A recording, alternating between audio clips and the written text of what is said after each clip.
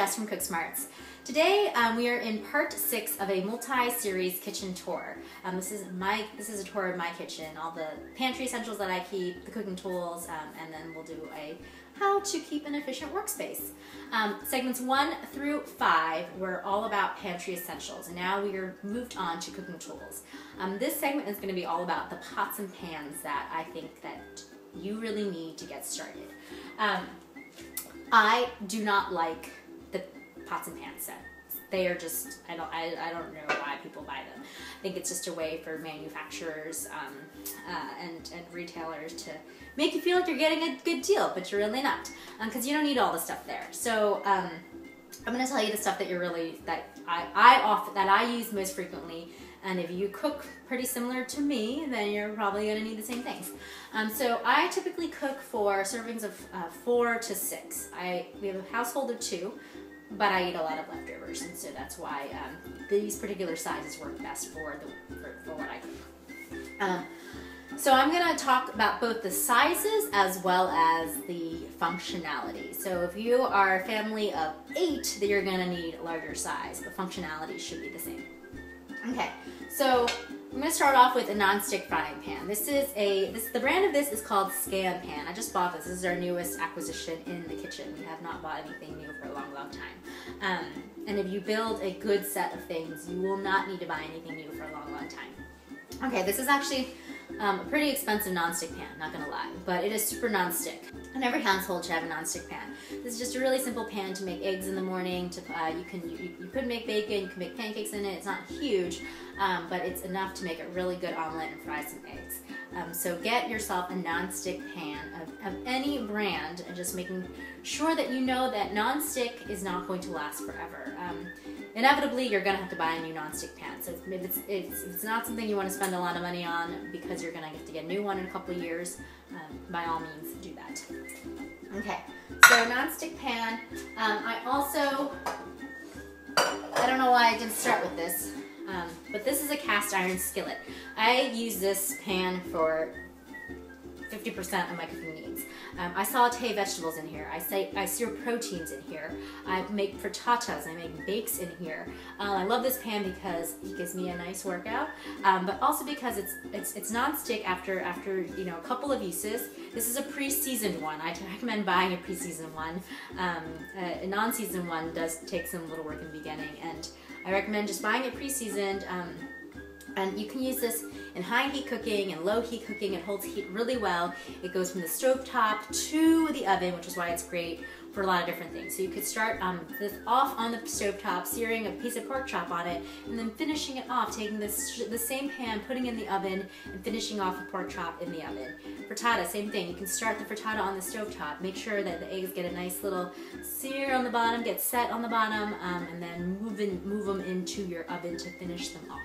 Okay, so this is a very inexpensive pan. This is probably the cheapest thing I've bought in my kitchen, and for the use that it gets, it's definitely the most valuable.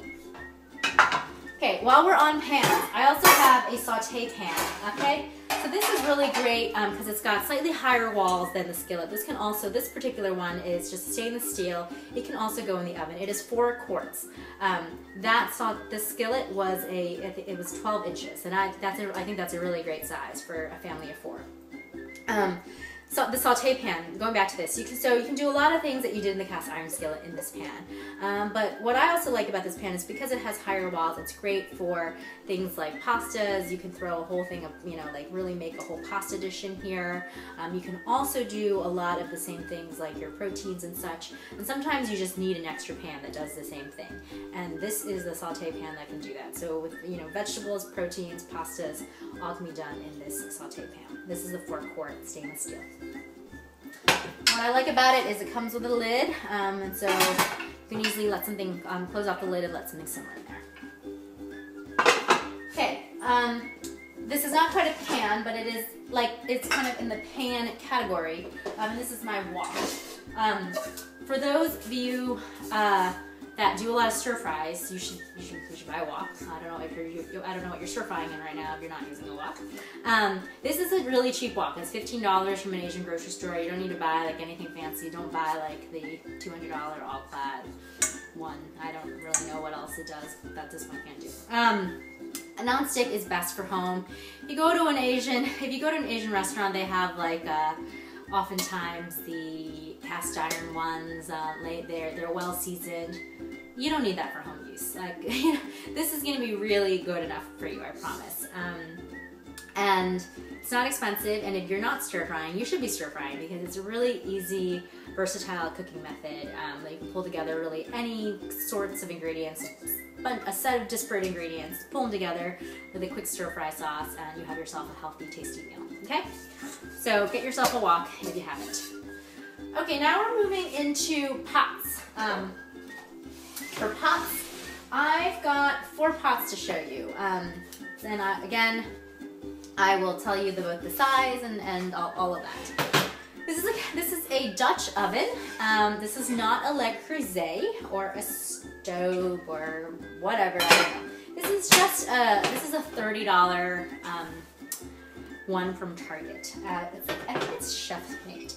And this is a 5-quart, and I find that I use my 5-quart most frequently. I do have others. I have a 3.5 quart and I have a 8-quart, I believe. And those are both Le Creuset, and they were really nice gifts from my mother.